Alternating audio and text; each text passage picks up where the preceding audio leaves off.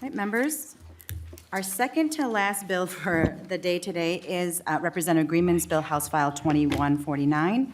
And we do have a number of testifiers for this, and so we're going to try to move through getting the amendment adopted. I will move House File 2149 to be laid over for possible inclusion in an omnibus bill.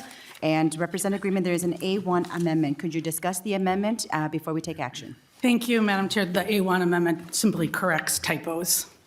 Thank you, Representative Greenman. Any discussion to the A1 amendment? Seeing none, all those in favor say aye. Aye. Any opposed, nay. The motion prevails and the A1 amendment is adopted. Representative Greenman, your bill is amended. Thank you, Madam Chair, and it's nice to be here in Commerce this morning. This is a bill that's about leveling the playing field to create fair markets for Minnesota's small, medium, and independent grocery businesses. Small and medium independent grocers are the backbone of our food economy, and local groceries that feed Minnesotans in all of our districts like mine, districts like Representative Schultz, who's here with me, and districts like all of yours.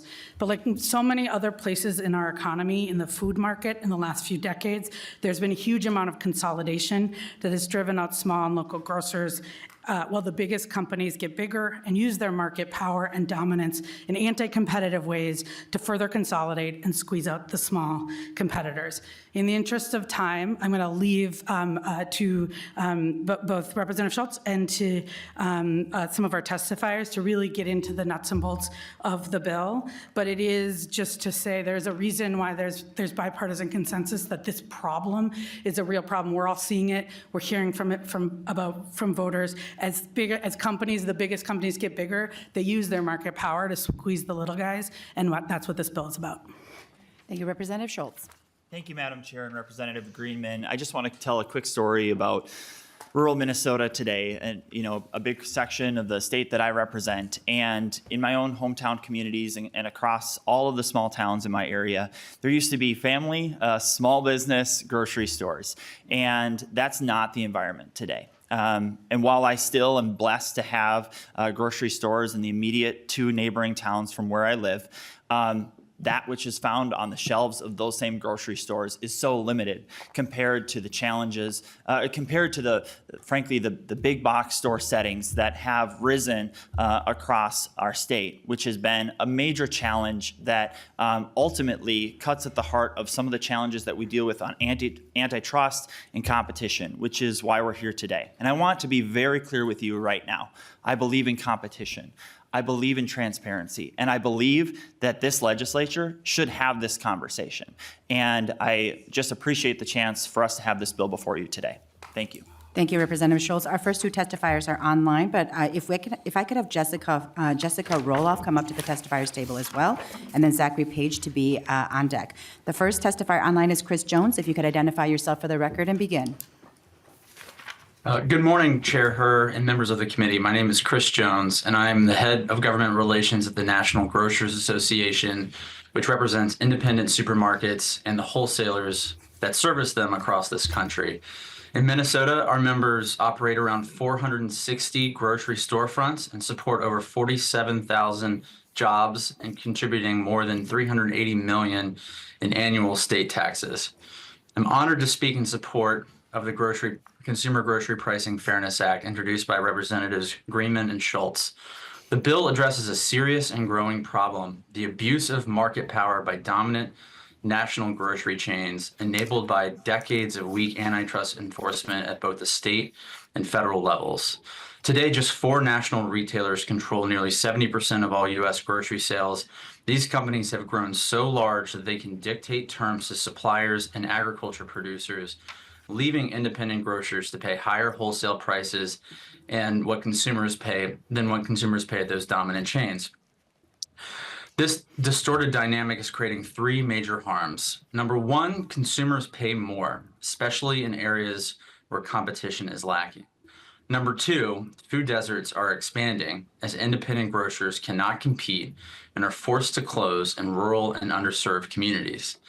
Number 3, farmers and ranchers are losing their bargaining power with fewer buyers for their goods. The Consumer Grocery Pricing Fairness Act is a targeted, reasonable measure that only creates new obligations for dominant suppliers and retailers. those who have real market power. Contrary to what some in the business community have falsely claimed, it protects legitimate volume discounts while preventing discriminatory pricing that undermines the competitive process. We urge your support for this legislation on behalf of consumers, grocers, food workers, and producers across Minnesota. Thank you for your time, and I look forward to your questions. Thank you, Mr. Jones. Next is Ron Knox. Please identify yourself for the record and begin. Good morning, Madam Chair and members of the committee. I'm Ron Knox. I'm a senior researcher and advocate at the Institute for Local Self-Reliance, a Minnesota-based nonprofit where I study corporate concentration and monopoly power. I use he, him pronouns. I've seen it suggested that HF2149 will somehow make groceries more expensive for shoppers in Minnesota. If lawmakers want to witness an economy in which grocery prices are sky high and getting higher by the day, they can simply look at the supermarket industry right now, where corporate dominance and concentration are the norm, where corporate profits are skyrocketing, and many shoppers struggle to afford a cart full of groceries. For many decades in America, we knew that the secret to maintaining low prices, high innovation, and strong self-reliant communities was a vibrant and diverse grocery industry fostered by our insistence on fair competition in our marketplaces. We insisted on this fairness in large part by banning price discrimination, where powerful retailers bully suppliers into giving them low prices while forcing smaller stores to pay more for the same goods. When the federal government stopped enforcing our federal law against price discrimination 40 years ago, the concentration of our retail economy really began. And today, Walmart accounts for $1 in every $4 spent on groceries in America, while the number of small retailers is half of what it was in 1980.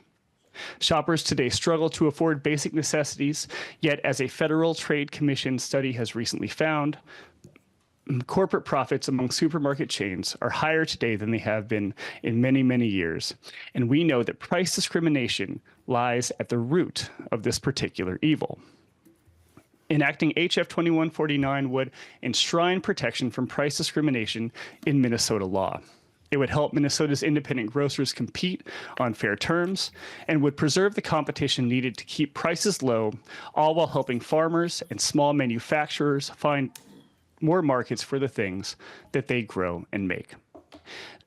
The bill would also close two key loopholes Mr. Knox, that if you could wrap up your testimony, please. Sure. The bill would also close two key loopholes that powerful retailers and consumer goods companies use. I want to thank Representatives Greenman and Schultz for bringing the bill forward. I urge lawmakers to pass this crucial piece of legislation, and thank you.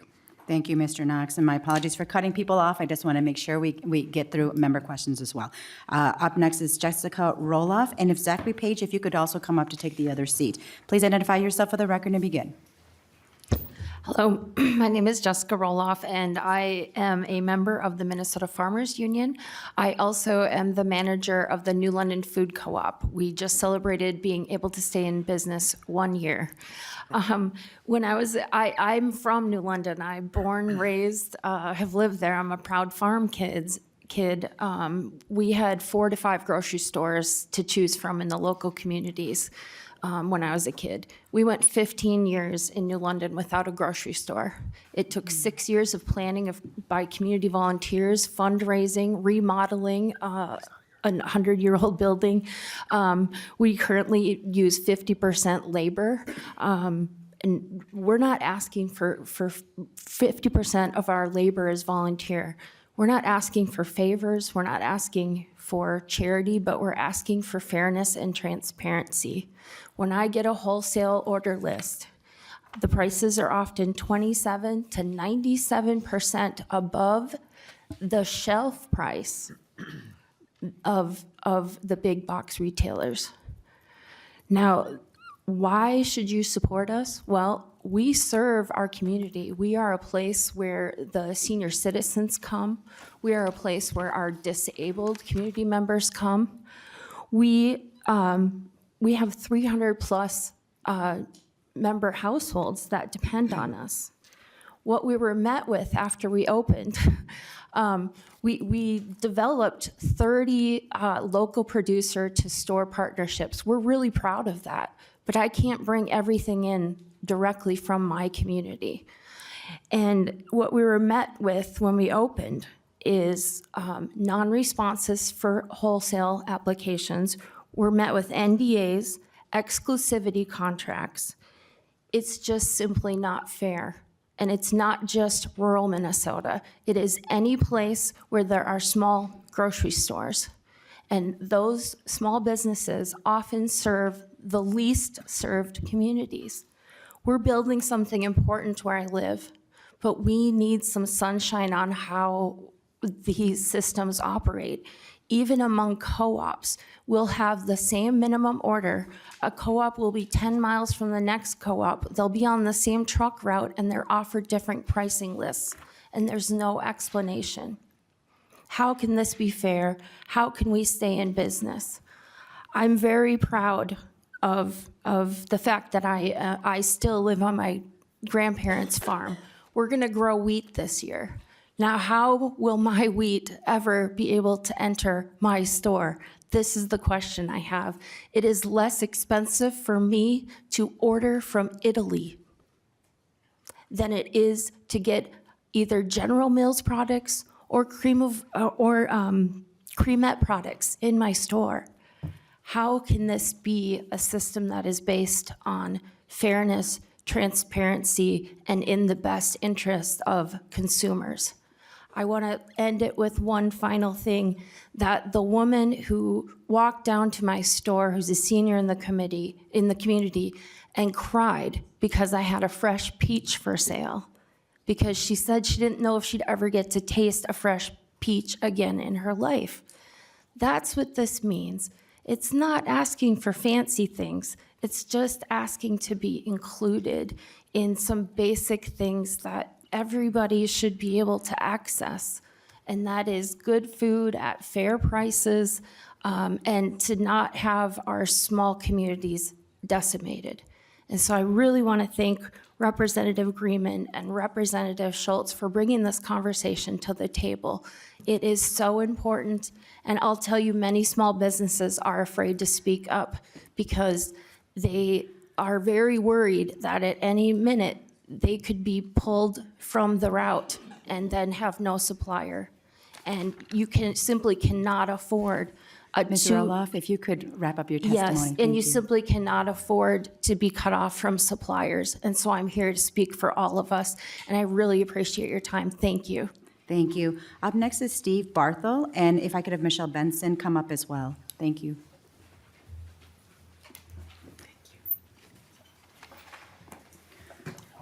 Please identify yourself for the record and begin. Yes. Good morning, Chair Herr and Chair O'Driscoll and members of the committee. My name is Steve Bartle. I'm Director of Government Relations for the Minnesota Grocers Association.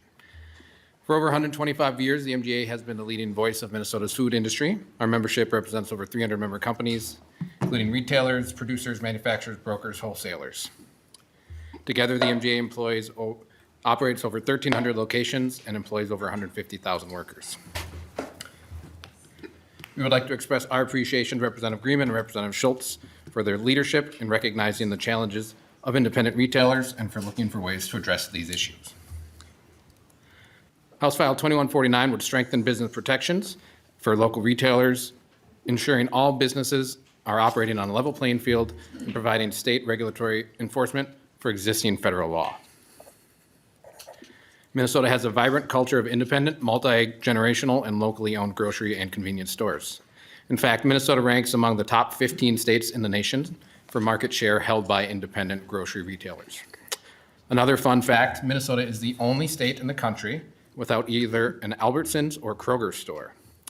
This is a direct result of the strong, locally engaged independent retailers who continue to support their communities. Independent retailers are facing significant challenges: market consolidation, difficulties with product sourcing, as well as workforce shortages. In addition, our customers are facing the threat of higher prices as a result of government policies. Whether it's higher tariffs at the federal level or increased employer mandates at the state level, these policies drive up costs and make products more expensive for Minnesota consumers. Understanding these challenges, we support the goals of House File 2149. We are committed to continuing to work with all stakeholders to find solutions that will foster a marketplace where independent retailers can thrive. We believe this proposal requires careful, thorough examination and input from all sectors of the industry. We are in favor of a measured, thoughtful approach. To use the old adage, measure twice, cut once. We're hopeful that through continued discussion and collaboration, we will arrive at a solution that will provide meaningful protection for independent retailers. Thank you to the committee for your time, and thank you to Representative Greenman and Representative Schultz. Thank you, Mr. Barthel. Next is Michelle Benson, and after her will be Tim Wilkins. Please identify yourself for the record and begin. Thank you, Chair Herr, members of the committee, Representatives Greenman and Schultz.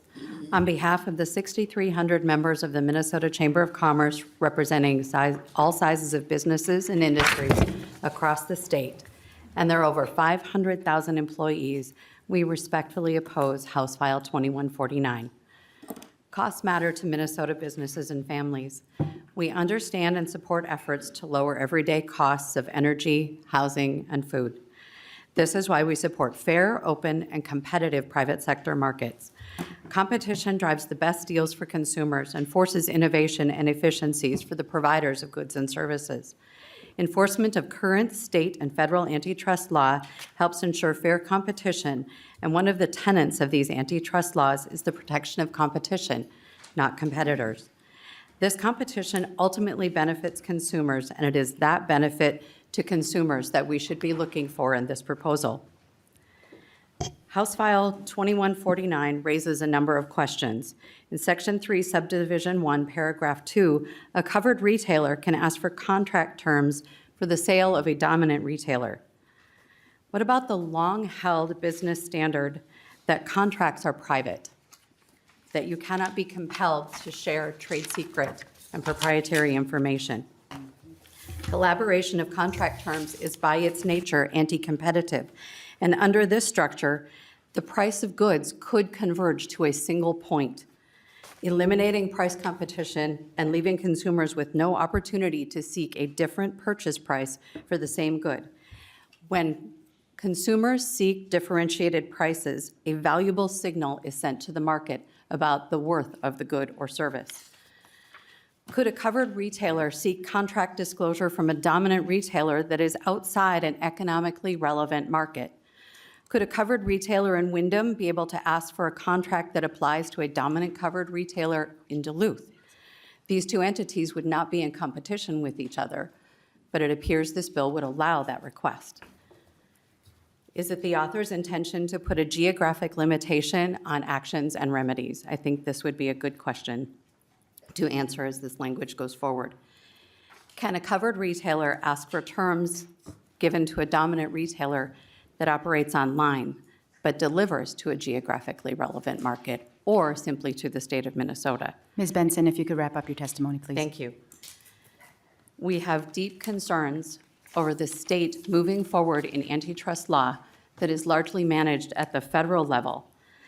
This would be first of its kind language, untested in other states, unchallenged in the courts, and it would make Minnesota an outlier. This is complicated, and Minnesota should not go beyond federal law or become a legal outlier on this issue. We thank you, Madam Chair, committee members, and Representatives Greenman and Schultz for consideration of our comments and concerns. Thank you. Up next is Tim Wilkins, and if Bruce Newstead could also come up to the testifiers table. Tim, if you could identify yourself for the record and begin. Thank you, Madam Chair, members. I'm Tim Wilkin. I'm the president of the Minnesota Beverage Association. We're the makers and distributors of non-alcoholic beverages in Minnesota and primarily family-owned businesses. I'm here today to express our opposition. While the bill is well-intended, it won't benefit consumers and retailers. Once you understand how distribution and pricing work, you'll understand why. Large retailers often use an everyday low price model. Their businesses offer a year-round low price, they're low margin and high volume. They get steady prices from us. We drop off the product and they stock the shelves. Very different from the small retailers who tend to run sales. You'll see their advertising, they got a 2-week sale on a given product, and we support them with special pricing. Often that special pricing is actually lower than what the big box stores get. Their service is a little different though. We stock their shelves. We set up the displays, the end caps, we provide the printed material for these merchants. They tend to be a higher margin and low volume business model. We value both, and we need both to be healthy and financially thriving because we don't want to be subject to the dominant retailers either. This legislation, though, could prevent or could produce inadvertent violations by our members because you have employees working in the different channels. And those within those different channels, one might be working on the high volume businesses and another might be working on the smaller retailers. And they might not know what deals they're giving to each other. We'd have to add a layer of attorneys to review compliance, and that will only add to the cost of consumers. We're also concerned about the disclosure of contract terms. While it says anonymized, our members have limited distribution areas, and it'd be pretty easy to figure out who's getting what in that. And that's not healthy for retail competition, and it's not healthy for competition among my members. We're also concerned about Mr. Wilkins, if you could wrap up your testimony, please. Yes, I will. We're also concerned about the need to add a lot of paperwork to justify what the different deals are, and also the private right of action that could bring more litigation to our members. So we ask you to oppose this legislation. Thank you very much. Thank you, Mr. Wilkins. And our last testifier who signed up ahead of time was Bruce Newstead. If you can identify yourself for the record and begin. Hi, good morning, Chair Herr and Chair O'Driscoll, members of the committee. My name is Bruce Newstead with Minnesota Retailers. I represent about 1,200 storefronts across the state, from family-run Main Street retailers to national brands. Together, we're really focused on keeping Minnesota competitive and making sure products are accessible for Minnesota families. Thank you to Representative Greenman for the conversation on this bill yesterday, and I will say this is a well-intentioned bill, but it is fundamentally flawed, and in our opinion, if it's passed, it would actually have possibly the opposite effect of what the title suggests. It won't create grocery price fairness. It'll drive up food costs. That'll hurt Minnesota families and hurt the competitiveness of local businesses and potentially put the state in conflict with federal law. Retail pricing, including grocery pricing and covered consumer packaged goods that are covered in this bill, are competitive because retailers negotiate different terms based on their size, their efficiency, their supply chain, their distance from suppliers, et cetera. That's really how the free market works, and this competition actually helps keep prices down. This bill would force suppliers to offer identical pricing and contract terms to all retailers, no matter what their different business models are. On paper, that might sound like fairness, but in practice, it really strips away the flexibility that help local businesses compete and keeps products affordable. And there's a little bit of an irony that this bill could actually hurt the small retailers that it's trying to help. Many local stores, actually, as you heard this morning, already get special pricing and access to strong relationships to suppliers close to them, or that they've negotiated great relationships with. And this could enter into a conflict with those special pricing or those special deals that those retailers get. In some cases, small retailers do get better pricing than larger retailers because of their agility or their group buying participation. And House File 2149 would take that away. That's really not fairness. That's a uniform model that drives up price across the board. House File 2149 also opens the door to supply chain issues. It would require suppliers to disclose, as you've heard, confidential contracts and pricing strategies, something that's really not only bad for business but potentially illegal under federal law. The Robinson-Patman Act already addresses price discrimination, but only when it harms competition. This bill strips that away entirely. Equally concerning is the bill would push Minnesotans possibly in direct conflict with federal law. Again, back to the Robinson-Patman Act, that law regulates price discrimination, but that law only kicks in when there's actual harm to competition and a real injury versus a price difference that's included in this bill. Federal law also recognizes that suppliers can treat retailers differently. Mr. Newstead, if you could wrap up your testimony. Madam Chair, thanks for the time today. I appreciate it. Our goal is really to support small businesses and lower grocery prices. Let's look for better ways, including flexibility, tax relief for small businesses, regulatory reform, and reduced mandates. Thank you, Madam Chair. Thank you, Mr. Newstead. Are there any members of the public who wish to testify on this bill? Seeing none, we will move to member discussion. First on the list is Representative Cha. Thank you, Chair Herr, and thank you for Representative Schultz and Greenman for bringing this forward. I understand the merit of this bill, and it's very important to communities like mine as being a new American. You know, grocery stores that you're describing serves communities like mine, especially when, you know, my father and my mother, they don't have a vehicle for transportation. So they rely heavily on the local markets and local grocery store. And of course, being Asian, there's particular items that we need for our staple diet and stuff like that. And so thank you for bringing this bill forwards. And it truly is about local small business and servicing our underserved communities. So thank you. Appreciate that to both of you. Representative Finke. Thank you, Madam Chair. Echoing the sentiment of Representative Cha, thank you for the bill. I just wanted to quickly reflect on something, and then I have a question for the bill author. One of the things I think is interesting about being on Commerce is we have a lot of lobbyists telling us how well-intentioned our bills are, but how we really can't change anything. We shouldn't change anything, but you're trying to do something good. And I actually think, the price of groceries is like the biggest story in the entire country. We are having arguments at every single level of government about how people cannot afford food. And this seems to me to be an actual attempt to try to help people afford food. So thank you for doing that. And, in my community, we have Tim and Tom's, which is a great local hub, a local grocer. It's been there for 50 years or whatever. A lot of kids go there after school. They know everybody. It's just a real hallmark of the district that I serve in St. Paul. And, when we hear that these things are going to do, I would like to hear basically what is your response to what you heard from the chamber? What is your response to these arguments that we're hearing that this is not going to help these businesses live, but actually harm them? Representative Greenman. Thank you, Madam Chair, and thank you, Representative Finke. And I appreciate the framework because our current very lightly regulated system is not keeping prices down for people. And what this is doing is saying what we're dealing with is the anti-competitive behavior of the biggest, most concentrated, dominant players who are using their dominance in the market to force, often unwillingly, to bully and force better prices that small businesses don't get. All this says, and it protects provisions for true efficiencies, but all this bill says is that small businesses who can buy by the same quantity by the truckload should get access to the same prices that the biggest, most dominant businesses. And I'll say that there's thresholds in this bill. $18 billion of sales is not even many of our bigger grocery stores, right? That is the biggest dominant market share. So that's what the aim is, and that's why we think it'll do the work. Any follow-up, Representative Finke? Thank you. Representative West. Thank you, Madam Chair. Thank you, Representative Greenman, for bringing this bill.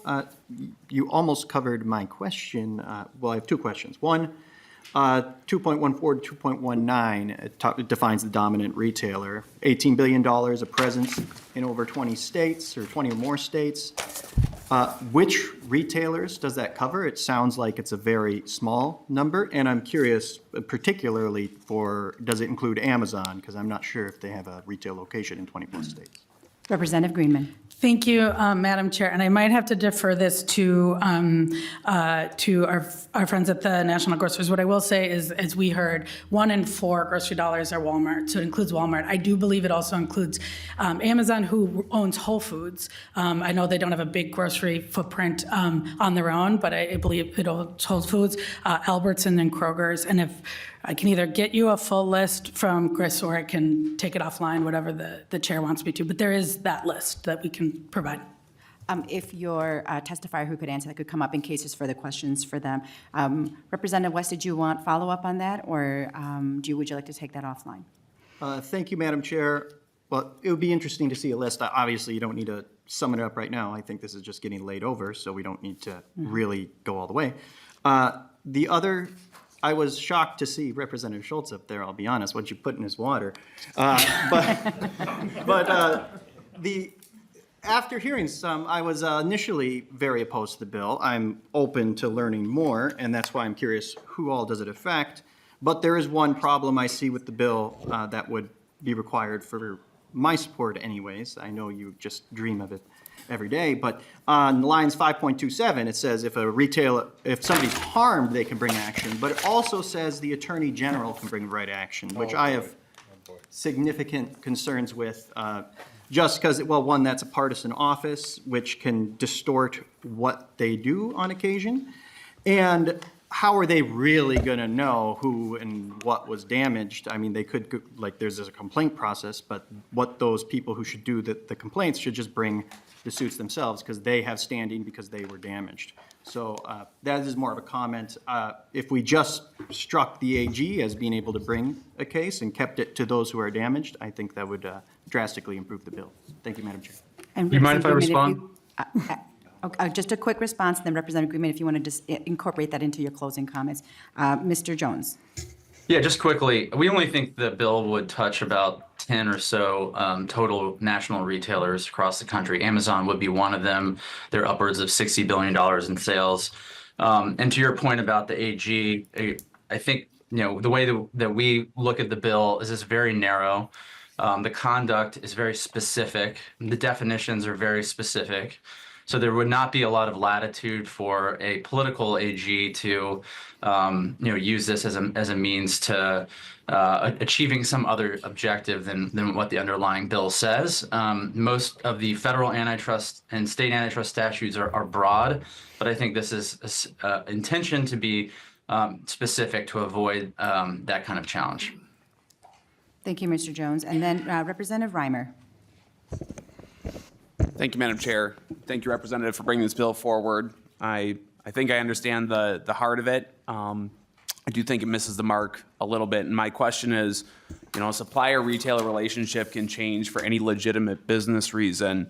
I think a bill like this would create a legitimate business reason anytime you have legislation that tries to control pricing. Often what happens is you have business relationships that are just dropped completely. And my question for you is there any recourse or is there any thought given to the fact that there's such volume in these retail relationships that it might not even be worth it for a bill like this for the supplier to continue the relationship with the smaller retailer? Have you had any discussions about the potential implications about these suppliers just completely cutting off smaller retailers in response to a bill like this? Representative Greenman. Thank you, Madam Chair. Thank you, Representative Reimer. What I think you heard you say is that there are small, very small grocers who are already worried about arbitrarily not getting access to products in the market. And so I'm not worried that this bill will add to that. What this bill is about is not regulating prices. It's about regulating price discrimination. It's about saying if you are the smallest, if you're, frankly, most of our grocery retailers that are in our communities, that you will have access to the same prices and pricing terms that the biggest companies can use their power to get. Any follow-up, Representative Reimer? Thank you, Madam Chair. One follow-up on that real quick is, are there any other industries where volume-based pricing is pricing discrimination? Representative Greenman. Thank you, Madam Chair and Representative Reimer. This protects actually quantities and efficiencies, but the Robinson-Patman Act, which you heard referred to, is a federal law that deals with price discrimination in a much broader way across the economy. The reason that this is tailored to groceries, as you heard, what we're trying to do is solve a very specific problem with much more narrow tools than across the economy dealing with price discrimination. Any further follow-up, Representative Reimer? Thank you, Madam Chair. All right, seeing no further discussion. Representative Greenman, any final comments?